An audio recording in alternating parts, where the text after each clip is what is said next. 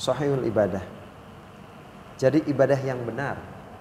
Ibadah yang benar lah. Ibadah itu ada ibadah mahdoh, ada ibadah ghair mahdoh. Gitu kan. Ibadah mahdoh ini kan ibadah yang sudah dituntun oleh Rasulullah dalam Al-Quran, kemudian juga oleh Rasulullah juga diajarkan. Gitu. Ibadah mahdoh seperti halnya misalkan rukun Islam gitu kan, syahadat ada gitu kan, ketentuannya. Kemudian sholat, zakat, puasa, naik haji. Gitu.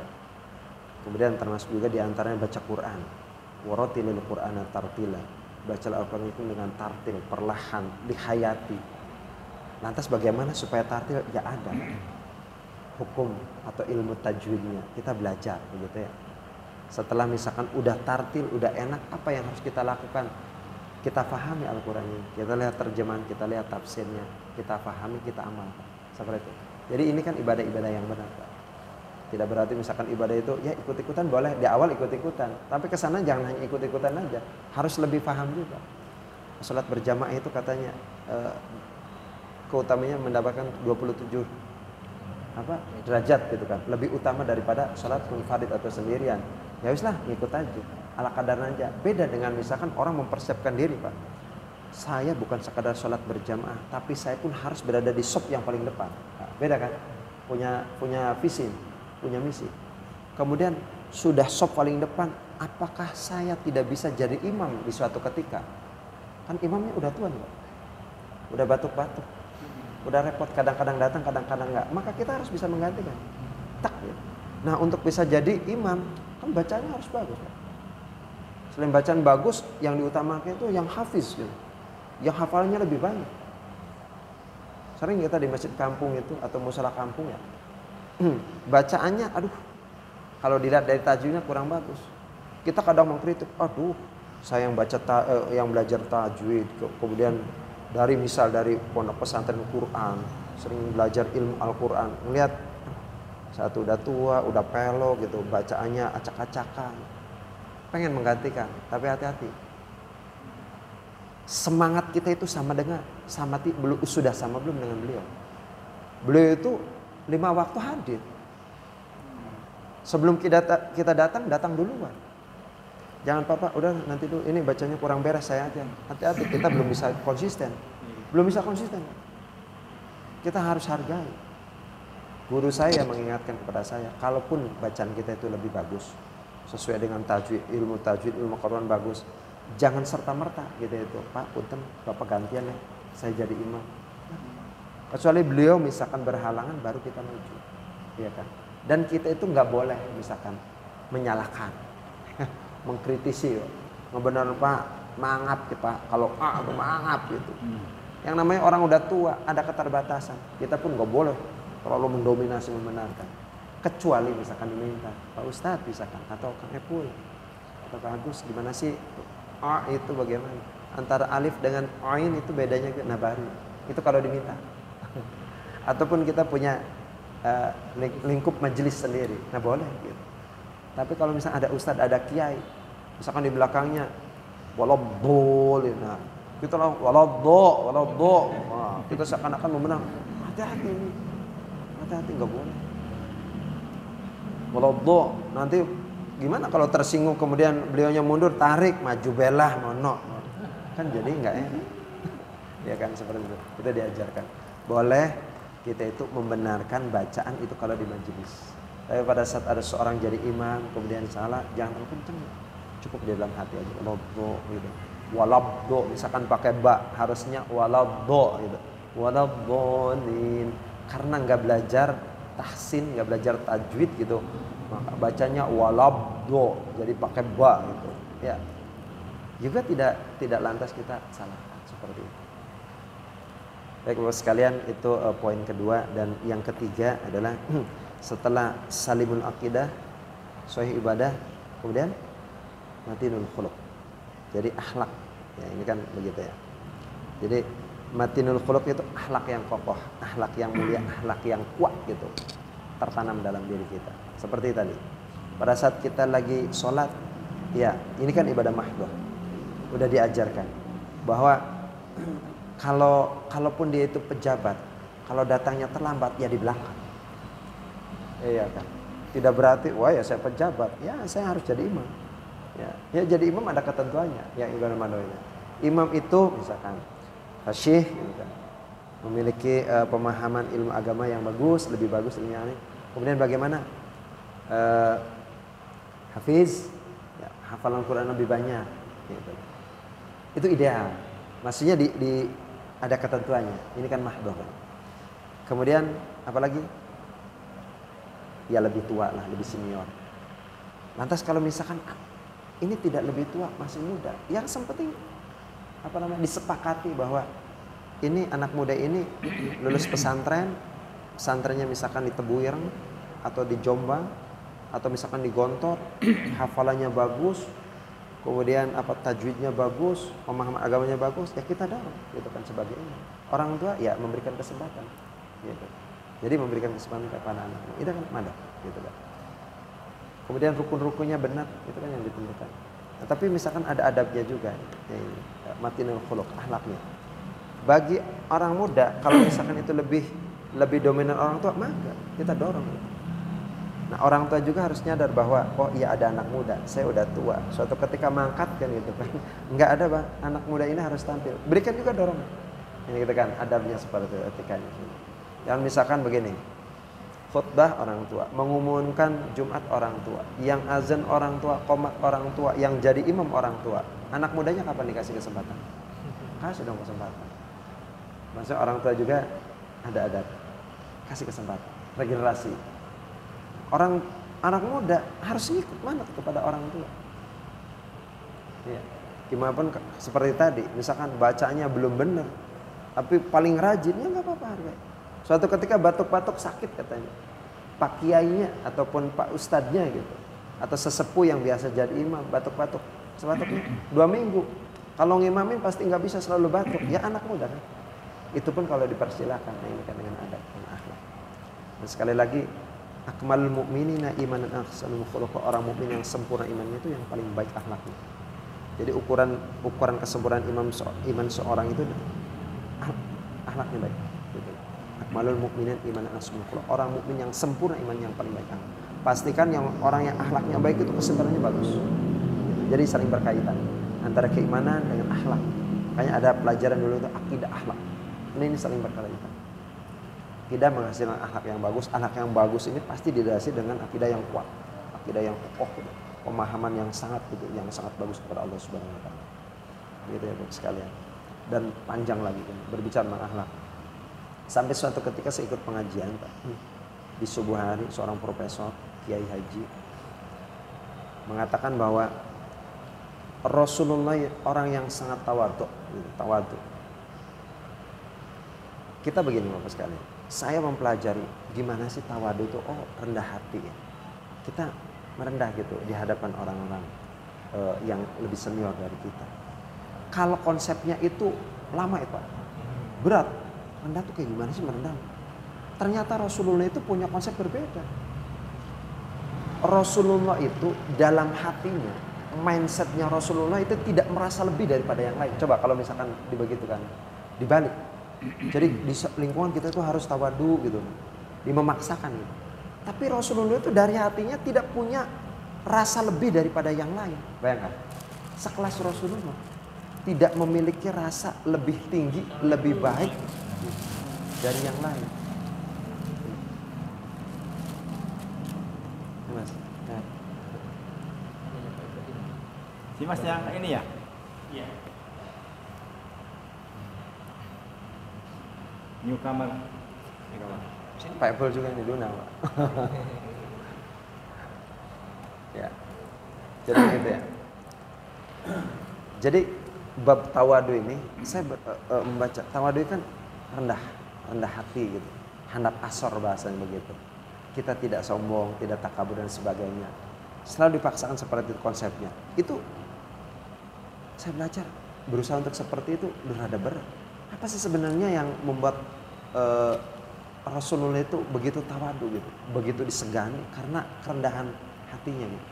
Ternyata prinsip Rasulullah itu tidak merasa lebih daripada orang lain. Ya kan? Sekelas Nabi dan Rasul, manusia agung, manusia paling mulia. Kalau misalkan bahasan begini, tiada gading yang tak retak, maka ada satu gading yang sempurna yang tidak retak, yaitu Rasulullah. Rasulullah konsep dirinya ternyata begitu. Kepada yang lain itu tidak merasa lebih. Bayangkan. Tidak merasa lebih. Kemudian bagaimana? Kalau berpakaian itu tuh udah punya pakaian keagungan itu yang membuat bangga gitu. Enggak, pakaian Rasulullah itu biasa. Dan Rasulullah kalau misalkan ada jemaah atau majelis itu tidak senang dengan orang itu berdiri. Duduk aja duduk. Enggak terlalu senang, enggak terlalu bangga dengan orang itu berdiri kemudian mengangguk begitu, enggak terlalu senang dimuliakan banget begitu, diagungkan banget. Enggak, Rasulullah itu biasa. Dan Rasulullah itu sukanya makan tuh makanan yang kalau gandum itu gandum yang kasar, roti itu roti dari gandum yang kasar. Dan yang masuk ke perutnya Rasulullah itu makanan yang kasar-kasar. Enggak senang makanan yang terlalu enak gitu, nikmat banget, enggak. Rasulullah seperti itu. Dan Rasulullah kalau tidur itu nggak senang di kasur yang empuk, senangnya itu di tikar gitu, ya kan, anyaman dari daun kurma, gitu. Lepah kurma dan sebagainya, seperti itu. Jadi ternyata konsep Rasulullah itu ya seminimal mungkin, gitu, seminimalis mungkin, sesederhana mungkin, tidak berlebihan. Bahkan Rasulullah itu tidak menyimpan makanan kecuali untuk hari itu. Beda dengan kita Pak, di kulkas, di freezer itu nimbun. Apalagi pas Covid kemarin, beras rebutan harga apa, wah gitu kan. Apa namanya, bayi apa katanya? Iya kan, ditimbun, khawatir kekurangan. Rasulullah begitu, menyimpan makan untuk hari itu. Bahkan kadang-kadang Rasulullah kalau banyak makan juga bagi-bagi. Seringnya Rasulullah lapar. Bahkan diceritakan dalam 2 bulan dapurnya nggak ngebul. Bayangkan. Lah kita Pak, baru sehari 2 hari nggak ngebul, wah beli satan kok. Seakan-akan wah mati nih, gitu Pak. Seakan-akan yang menentukan itu tuh. Padahal kita itu udah sering dilatih, tiap tahun ya puasa kan 30 hari. Tapi anehnya orang pada saat masuk bulan Ramadan itu biaya hidup tuh naik Pak. Bahkan berat badan naik. Gimana nggak naik kan? Siang itu udah merancang. Buka puasa dengan koloknya harus ini, gorengan, sambal asem. Wah ditata, ternyata biaya produksinya itu lebih mahal. Makanya wajar kalau 1 Syawal terus masuk ke bulan Syawal ditimbang, loh kok meningkat sih gitu. Oh saya puasa tapi tambah gemuk. Ya iyalah, makanan yang enak-enak. Siang hari tidur, ngurangin aktivitas, takut batal. Ya gimana nggak gemuk? Jadi kadang salah konsep. Nanti di bulan Syawal itu, iya kan? Di bulan Syawal kita itu kayak balas dendam. Wah bebas makan bakul.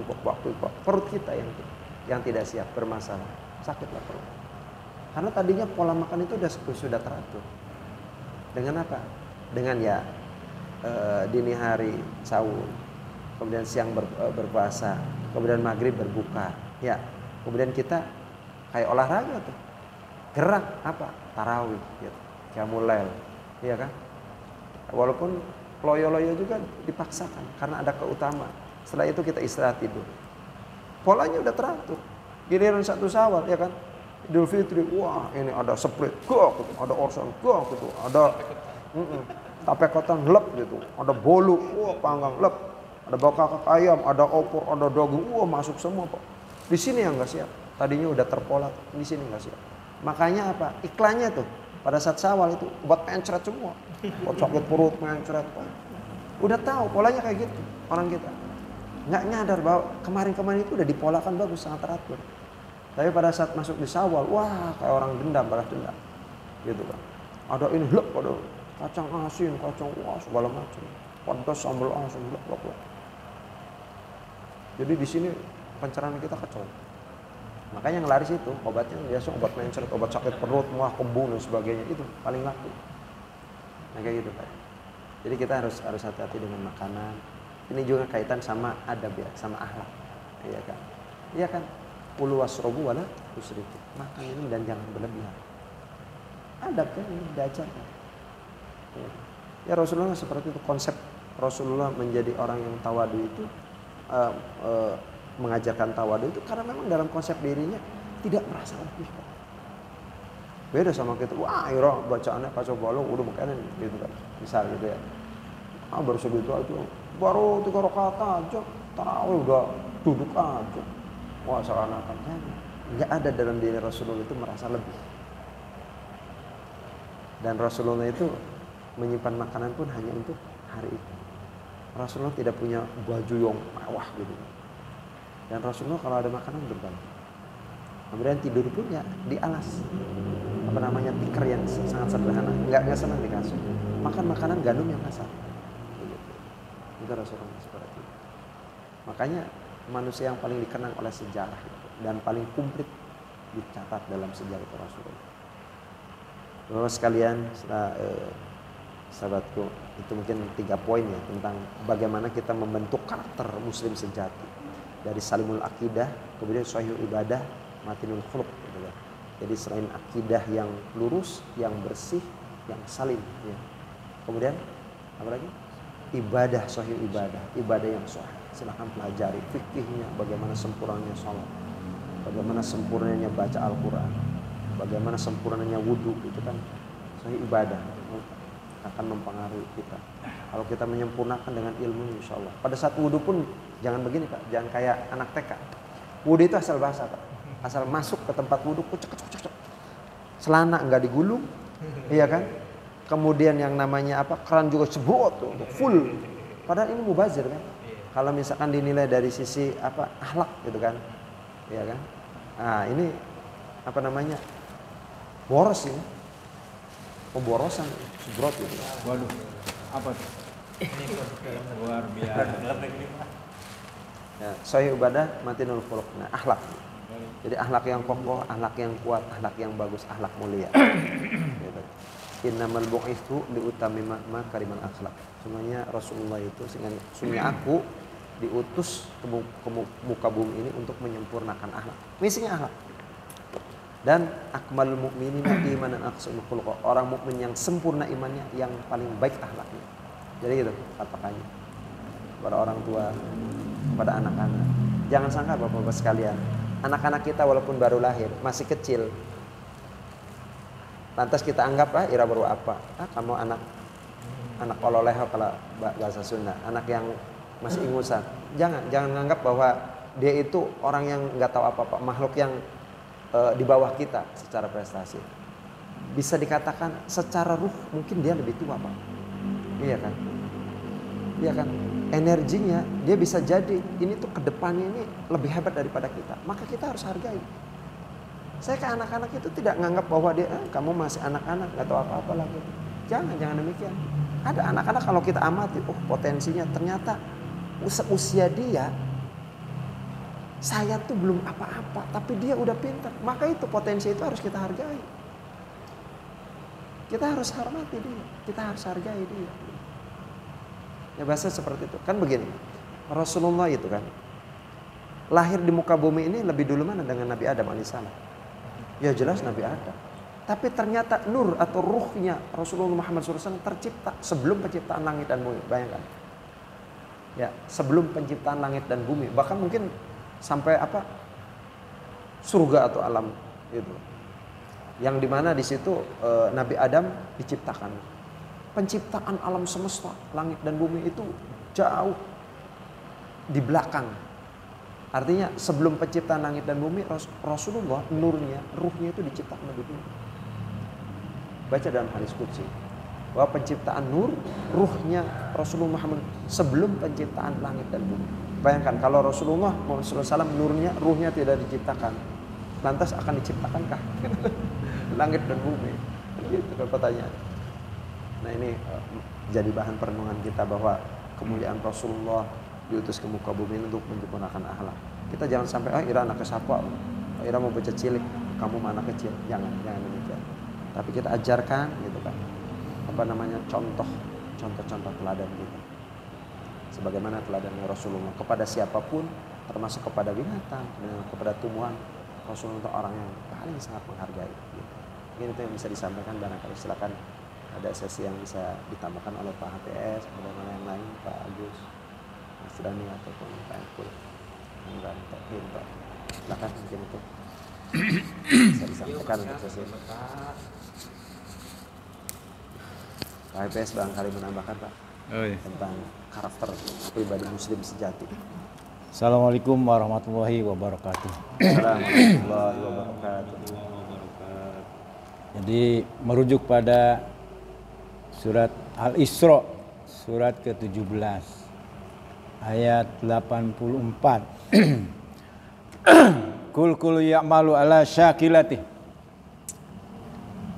Katakanlah wahai Muhammad bahwa manusia itu dipengaruhi oleh bawaan dan lingkungan atau pengaruh alam semesta. Jadi bawaan itu terdiri dari watak. Ya. Watak itu dirumuskan oleh Hippocrates. Ya. Kemudian kecerdasan itu Howard Gardner. Kecerdasan majemuk ada 8. Watak, kecerdasan, kemudian passion. Nah itu bawaan itu ada 3. Passion, kecerdasan, sama watak. Itu ada alat ukur itu bisa mengetahui watak kita apa gitu. Jadi watak itu melankolis, singuistis dan sebagainya. Nah, kemudian itu bawaannya. Nah, lingkungan itu ibunya, bapaknya, bacaan dan lingkungan. Nah, itu jadi 7 tuh. Nah, itu terjemahan Depak begitu. Jadi sakilati itu bawaan dan lingkungan. Jadi kalau kita mau melihat siapa seseorang, Pak Ustadz itu bisa ditelaah gitu. Yang 7 hal itu. Nah, ibu bapak itu adalah sebagai orang yang terdekat kita. Tapi ketika manusia itu sudah tidak hidup lagi serumah dengan orang tuanya, maka dicarilah orang-orang yang paling berhubungan, lebih insen ya frekuensinya di situ. Nah, oleh karena itu ketika kita hari ini tidak sesuai dengan apa yang kita inginkan, maka yang 7 itu dirubah gitu. Nah, terutama yang 4 ya. Orang-orang terdekat, kemudian bacaan dan lingkungan. Kalau kita pengen ahli tahajud, cari orang yang ahli tahajud. Begitu. Nah, jadi dipengaruhi kalau ditentukan itu oleh dirinya dan oleh Allah Subhanahu wa taala. Itu Ar-Ra'd ayat 11.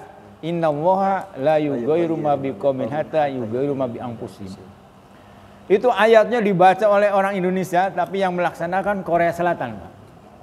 Jadi ceritanya 1970 Presiden Korea Selatan itu pergi ke Indonesia, di antaranya ke Masjid Baitur Rahman atau Baitur Rahim itu di Aceh itu yang kena tsunami. Tapi dia ini. Itu ada tulisan itu, Pak. Ar-Ra'd ayat 11 itu suruh terjemahkan ke dalam bahasa Korea Selatan. Dari situlah menjadi satu simbol ya, jargon atau kayak di kita si Pancasila lah gitu. Di Korea Selatan itu. Maka berjanji saingan kita adalah Jepang. Kalau orang Jepang bekerja dari jam 7, kita jam 6. Kalau orang Jepang belajar 10 jam, kita 11 jam. Pokoknya lebihin aja satu. Seperti itu. Bahkan pada suatu saat presiden itu keliling. Waduh, ini kayaknya jam belajar di sekolah itu terlalu panjang. Maka dia bikin keputusan dikurangi. Itu malah warganya tuh protes, Pak. Kalau di kita seneng ya, sodaqallahu adzim tuh nyaring tuh. Tandanya sudah selesai gitu. Nah, itu makanya di lain bahasan itu bahwa ekonomi pembangunan diciptakan untuk membangun negara berkembang menjadi itu. Yang gagal itu termasuk Indonesia, Pak. Karena budaya itunya tuh, budaya berubahnya tuh tidak jalan. Ayatnya ada tapi tidak dilaksanakan. Itu Korea Selatan. Gitu. Oleh karena itu kita malam hari mau tidur tuh harus merenung perjalanan hidup kita sampai di mana ketakwaan kita itu. Apa yang kurang, apa yang belum digarap misalnya. Satu poin penting adalah baca Quran, Pak. Dan itu bisa hapus meskipun sudah ahli. Sebagaimana saya ceritakan, saya belajar baca Quran di Republika itu di Jakarta itu 1 juta bayarnya. Salah satu pesertanya adalah dirut salah satu BUMN yang ketika SMP dia kori juara 1 tingkat kabupaten. Tapi setelah SMA sampai dia ketemu dengan saya itu Baong lah gitu ya. Melupakan Al-Quran itu lupa semua. Nah itu. Jadi di dalam metode baca Quran itu ketika kita sudah mahir pun harus ada yang mengingatkan. Salah satu yang saya pelajari itu metode karir itu sudah jadi ustaz juga sebulan sekali direview Pak. Saling mengingatkan. Jadi kalau meskipun sudah kita 99 nilainya tapi kalau sendiri baik itu nggak ada yang mengingatkan itu drop lagi. Begitu. Itu sebetulnya ilmu apa aja. Orang pernah hidup di Amerika setahun aja udah biasa ngomong ditinggalin ya hilang semua. Itu barangkali ini satu identitas. Menurut saya PKS itu 3 saja minimal. Tahsinnya sudah 80%. Pendapatannya di atas 7,08 gram emas sebulan atau 85 gram setahun. Kemudian pendidikannya ya paling rendah SMA gitu. Saya kira itu identitas orang PKS seperti itu. Ya tahsin, pendidikan, pendapatan. Iya. Nah, jadi kalau kita garap 2 aja tuh, tahsin sama pendapatan, yang lainnya gitu Pak. Termasuk pendidikan tuh. Kan tidak harus formal ya. Nah, itu ada banyak pengusaha yang tidak lulus SD tapi hebat. Itu minimal 2 gitu ya. Minimal tahsin sama pendapatan. Dan itu kebetulan saya mendalami itu. Jadi siapapun kalau dia sesuai dengan 3 hal itu, kecerdasan yang tertingginya apa, kemudian wataknya apa, kemudian passionnya. Jadi passion itu keterpanggilan seseorang terhadap sesuatu yang dia senangi. Minat bakat, Pak. Ya, passion. Minat dan bakat. Ya, bukan. Beda. Ya, jadi passion itu saya senang ngajar gitu. Minat berarti. Ya, meskipun saya tidak dibayar, saya senang. Ketika orang memilih pekerjaan sesuai dengan passionnya, maka dia akan mempunyai kekuatan yang lebih besar dari orang lain. Ya. Passion. Orang lain itu bekerja cuma 5 jam, dia 9 jam juga bisa. Karena panggilan hati nuraninya terhadap itu. Kalau kita merujuk pada Ali Imran ayat 14, Zuina linnasi hubus sahawati. Itu kan ada 7. Perempuan, ya, anak, emas, kuda pilihan, binatang ternak, sawah ladang. Nah, di antara 7 hal itu kita pasti ada sesuatu yang senang gitu. Apakah binatangnya burung tadi tak? Saya pernah ngurus ayam tuh. Saya beli beras dengan beli makanan ayam sama 1000 tuh tahun berapa tuh. Waduh kata situ. Nah itu Allah itu memberikan kesenangan yang berbeda dengan orang itu wujud daripada lillahi ma fis samawati wa ma fil ardh. Allah itu menciptakan langit dan bumi termasuk mengatur rezeki manusia. Bayangkan misalnya Bapak seluruh Indonesia bakatnya dokter semua, jadi polisinya siapa? Politisinya siapa? Itu mengatur itu. Termasuk mengatur rezeki orang melalui misalnya seperti saya nih. Saya sakit tenggorokan itu saya menghayati Allah menitipkan rezeki buat dokter ahli THT. Jadi kalau berobat tuh kalau ada makanya ini aman nih. Aman. Rada aman lah. Nggak boleh makan gorengan yang minyaknya lebih dari 2 kali. Jadi ya, kalau di rumah sekali harus dibuang itu Pak. Itu kalau sekali berobat tuh. Penampung, Pak. Iya 800, hampir 1 juta. 200 dokter spesialisnya obatnya 600 Pak. Nah itu saya nitipkan. Tapi itu dari saya, anak saya, cucu saya sama itu. Allah menitipkan buat rezeki orang THT, apoteker dan semua. Semua manusia itu dititip rezeki buat orang lain ada. Ya itu. Jadi sekali lagi kalau kita hari ini belum sesuai dengan apa yang inginkan, maka robahlah salah satunya ya pergaulan kita. Yaitu. Circle-nya Pak. Ya gitu. Kecuali kita sudah orang yang menjadi berpengaruh di dalam kelompok itu. Apa bedanya dipengaruhi? Mengajak, itu orang yang mempengaruhi. Ayo salamana diajak, nah itu orang dipengaruhi namanya. Nah itu. Saya kira itu. Ya 7 hal itu Pak. Pengen orang kaya, ya kita bergaul dengan orang kaya. Tapi harus pakai tangga Pak, supaya kitanya rada dianggap gitu. Kita penghasilan sebulan 5 juta, pengen gaulnya 1 miliar. Ya nggak dilihat-lihat sana tuh. Pakai tangga gitu. Itu yang paling bagus itu namanya Sutrisno Bahir. Dulu pernah ketua PAN ya. Dia kalau di posisi tangga 1 mau ke tangga 10 bisa Pak dia. Maksudnya itu rangkaian orang tuh.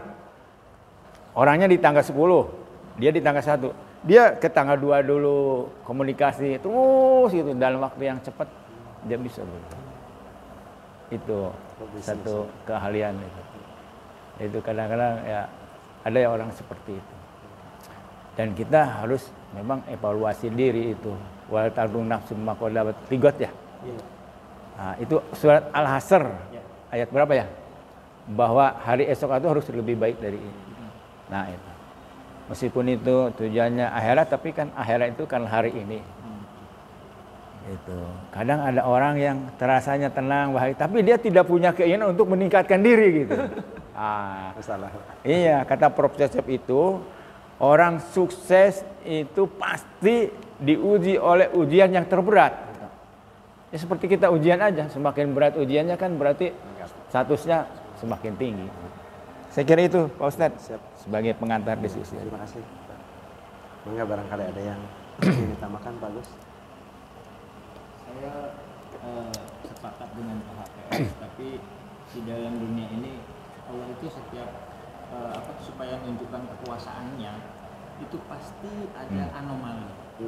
Kan gitu, misalnya kita tadi cerita tentang keyakinan, dikasih resep dibakar, Bikin kopi. diminum jadi kopi bisa obat, itu kan anomali. Coba nanti dikasih resep lagi disuruhkan ke orang suruh bakar, belum tentu juga, itu kan anomali. Segesi, Artinya Pak. gini, nggak semua teori itu akhirnya bisa jadi kita yang termasuk anomali. Kenapa saya bilang ada anomali? Misal kita pernah dengar tokoh chef namanya Chef Yuna, dia jadi juri master chef. Kalau ditanya apa dia passionnya masak, nah itu harus tanya langsung sama orangnya. Karena apa? Sebelumnya itu dia sekolah penerbangan.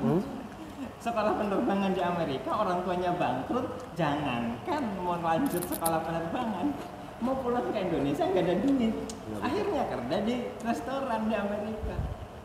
Akhirnya jadi chef. Nah itu pertanyaannya, lalu sebetulnya passionnya Chef Yuna itu apa?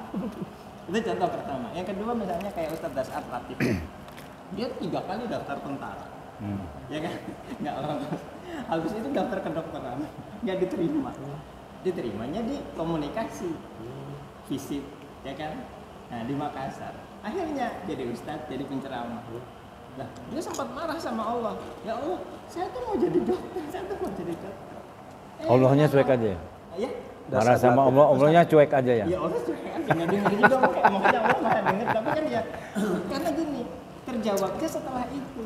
Ketika Ustadz Dasar Latif lagi habis misi ceramah, terus ada kecelakaan, diangkat ke mobilnya dia, pas masuk ke Drakbar, lihat darah. Orang yang kecelakaan sadar, Ustadz Dasar lihat darah, pingsan. Makanya baru dia istighfar, nangis, ya Allah. Bayangkan kalau saya jadi dokter. Saya ngadepin pasien baru berdarah sudah pingsan. Artinya kita nggak pernah tahu jalan cerita kita, gitu kan? Kita boleh lah ada konsep apa itu jadi wawasan kita. Kalau saya sekarang motivasinya cuma gitu. Sering orang bilang bahwa hidup kita kok gini-gini aja. Nah terus yang kamu kerjakan ya cuma gitu-gitu aja. Maksudnya kan simpel kan? Kok saya gini-gini aja? Ya ibadahmu juga gitu-gitu aja. Silaturahmimu gitu-gitu aja.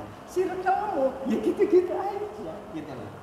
Jadi kalau kita mau jadi nggak gini-gini aja, ya usahakan jangan gitu-gitu aja, gitu aja kan. Sama kan Korea, kenapa kok nggak bisa? Ya memang secara produktivitas semuanya bisa. Sampai sekarang berlombanya nambah Pak, Jepang sama Korea.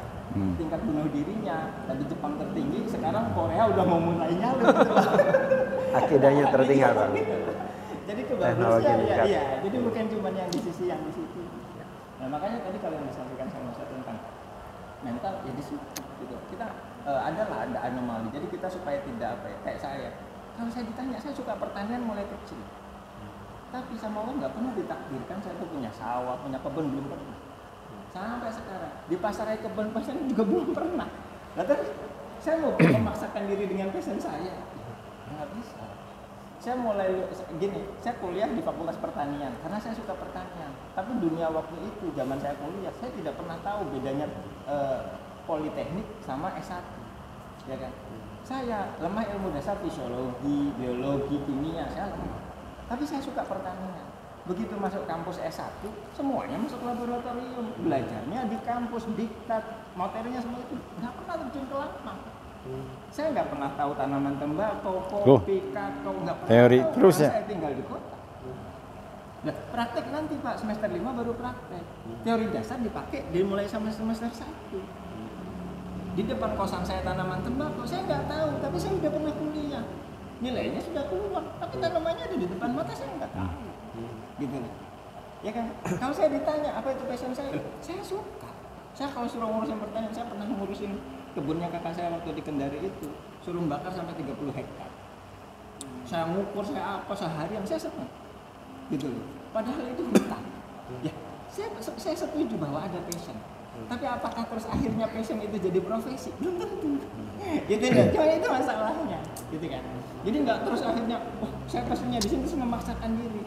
Belum tentu. Kadang kita mau nyampe ke passion itu, kita harus melewati apa yang dihadapi sekarang. Apapun profesi yang sekarang, tekuni aja dulu. Nanti akan nyampe ke passion. Gitu loh. Sama seperti tadi tuh, Ustaz siapa namanya, Chef Yuna, mau jadi chef itu harus lewat dari sekolah penerbangan dulu, meskipun nggak nyambung. Tapi sekarang dia terkenal aja. Ya mungkin banyak lah contoh-contoh lain yang mungkin ada, cuman kita nggak dengar ceritanya. Gitu. Saya pernah ketemu sama seorang mahasiswa yang sudah mau lulus S2 bioteknologi, bukan bioteknologi, agronomi, tapi dia ambilnya genetika. Universitasnya Brawijaya, kita satu kereta. Kita ngobrol masalah pertanian karena dia orang pertanian, sudah mau lulus, orang Bogor. Tapi nasib dia sama-sama saya, dia orang kota, gitu loh. Itu kita ngobrol, nah pas di Jogja ada yang naik, dia SMK perkapalan, sudah keliling dunia karena dia berkapalan. Nah terus dia bapaknya jadi petani pisang. Nah, yang S2 pertanian itu tanya sama yang SMK perkapalan. Nah, terus kalau pisang itu berkembang biaknya gimana? Loh, saya orang pertanian kan ketawa gitu. Nah, ini istilahnya Pak, fakta di lapangan. Ya, itu fakta di lapangan. Ya kalau universitasnya mungkin universitas apa gitu, maksudnya Brawijaya. Dia sudah mau lulus. Apa kuliah dia? Di pertanian. Pertanian bagian genetika. Genetika kan ngurusinnya kan budidaya. Dia nggak tahu berkembang biaknya pisang itu lewat apa. Berbuah kah, berbunga, dia nggak tahu. Padahal dengan dunia yang sekarang kalau kita pengen tahu tinggal klik tombol. Saya bilang sama anak-anak saya, ini fakta. Kan gitu toh, universitas besar tidak menjamin bahwa kualitas pendidikannya seperti yang tapi saya tidak bercerita di depan orang yang dari Jogja nggak tahu kalau dia itu mahasiswa fakultas pertaniannya udah hampir selesai. Yang anunya. Karena dia praktisi kan, nanam pisang, usahanya bapaknya dimodalin untuk jadi petani pisang. Nah, saya cuma mau menyampaikan bahwa apa? Ya teori-teori itu iya, gitu. Sama aja gini, tensi darah normal 120, iya. Tapi kita nggak usah panik kalau tensi kita 140. Kita cukup ingat-ingat aja, oh tadi malam minum kopi, oh tadi malam saya kurang tidur, oh saya deg-degan karena kemarin nonton bola, mau menang gak jadi misalnya. Apalah, ya mungkin itu aja. Jadi jangan terus. Ya tapi kalau kita sudah terbiasa dengan rutin kontrol atau seperti Mas Kurdi kemarin, ya silakan. Gitu. Saya belajar anomali paling gampang itu dari ibu saya, ya kan. Di usia 79 masih minum cutting ding campur Sprite, itu anomali. Gitu kan? Itu nggak anomali. Tidak bisa untuk yang lain seusianya. Nggak bisa. Gitu. Nggak bisa karena kemarin kan ikut kegiatannya Ustadz Maulana yang di Trans TV, berangkat ke Jakarta, ya bekalnya dia cutting ding campur Sprite. Bercandanya kita anak-anaknya, Bu, kalau ada yang minta di sebelah jangan dikasih ya. Bercandanya kita, jawaban ibu saya, enggak, nanti kalau ibu kurang gimana? Itu jawabannya ibu saya. Gitu loh. Jadi ya benar tadi yang disampaikan Pak Abe, semakin kita diuji, kita tuh semakin yakin bahwa Allah itu sayang sama kita dan kita akan naik derajat yang pokoknya pesat. Bahasanya tadi naik tangga. Sudah. Cuman kadang ya kita nggak sabar. Sama lah, Ustadz saat itu sempat juga nggak sabar dan sempat marah sama Allah kan. Jadi kalau sekarang kita ngalami masa-masa itu, ingat nanti pasti ada ujungnya. Kalau kita pengen nggak gini-gini aja, ya jangan gitu aja.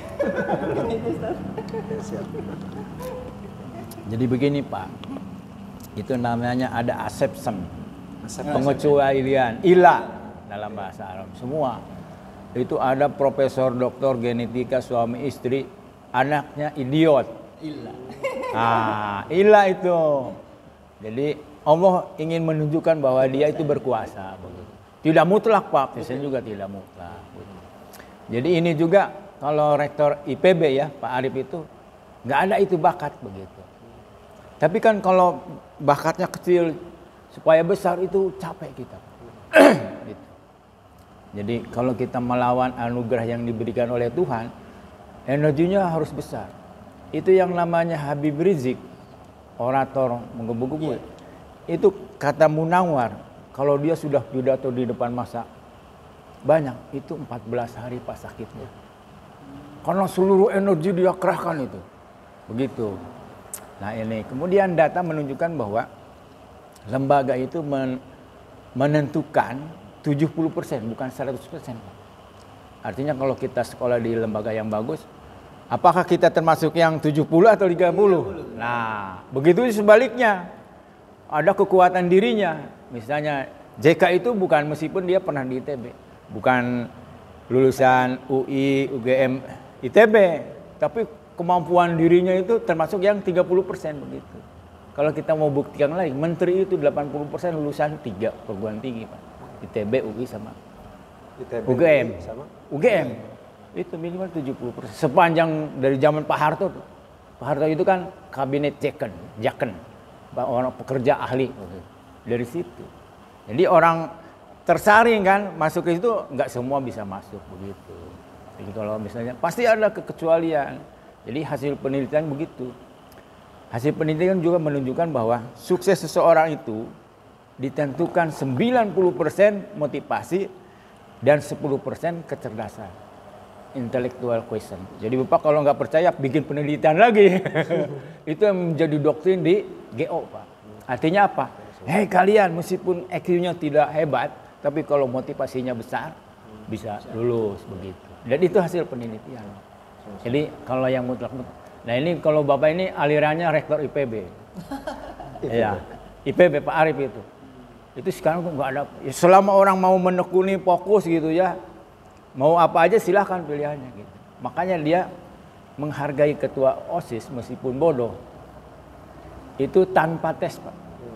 Siapapun SMA-nya ketua OSIS. Karena apa?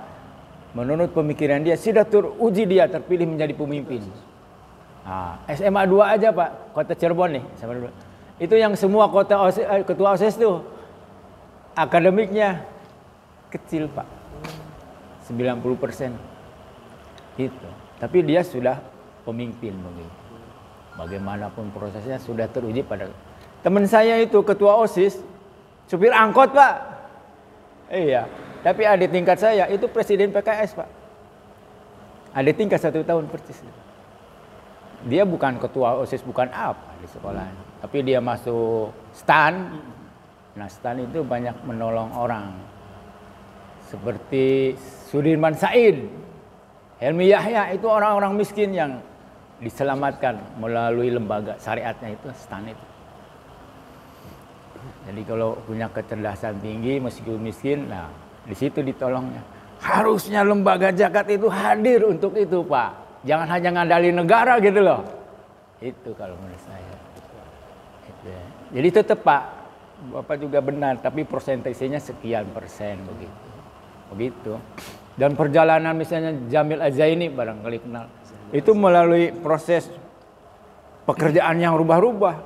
Dari PNS, dompet duafa. Tahu-tahu terakhir sekarang jadi motivator. Sekarang ke pengusaha lagi Pak. Terus sama dengan Gus Dur. Cuma kalau yang lompat-lompat itu kadang-kadang ya nggak sukses juga. Misalnya Zainuddin MZ, waduh dikira bikin partai itu, ngomong sama itu orang PDIP itu, habis Pak 80% hartanya. Karena pindah dari sejuta umat menjadi bikin partai P3 Reformasi habis. Sandiaga Uno pengusaha ya nggak bisa juga, kagak. Begitu. Makanya saya konsepnya itu tuyul itu L-nya itu langgeng gitu kalau bisa. Gus Dur itu sebagai presiden baru aja dilantik. Yusril itu Ginanjar tangkap itu. Loh, saya tuh menteri HAM, tugasnya bukan itu, ya ngambil mah polisi Pak. Nah itu. Tapi kalau tidak ujung-ujung jadi presiden, pasti tahu Pak. Gitu. Makanya presidennya kan cuma 2,5 tahun atau berapa. Begitu.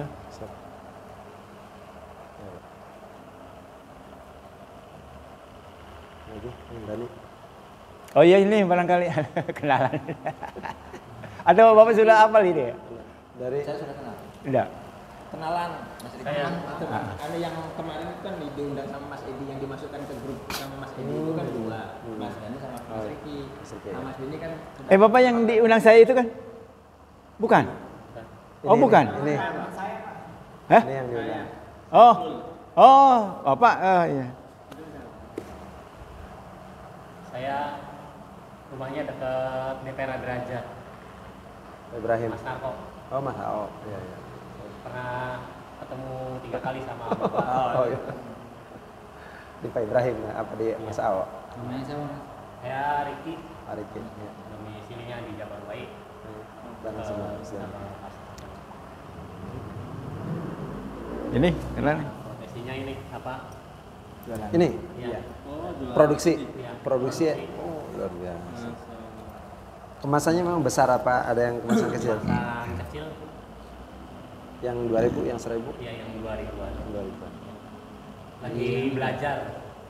Ini pesanannya bakso ini. Ini bikin sendiri nih? Bikin sendiri, Iya. produksi Pak. Gurih Pak. Mentahnya apa?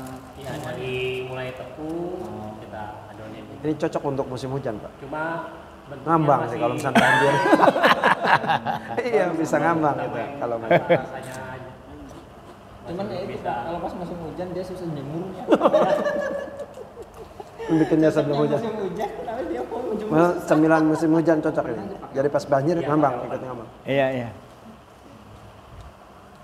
Ini Mas Riki yang saya pernah cerita bertetanggaan dengan apa yang Jabang Bayi itu, pemuda Jabang Bayi. Oh, yang paguyuban. Nah, Paguyuban apa? tetangganya paguyuban. Apa Jabang namanya Bayi. paguyuban?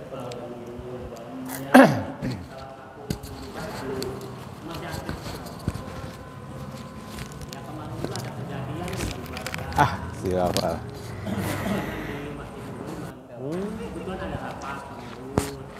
Dibubarkan.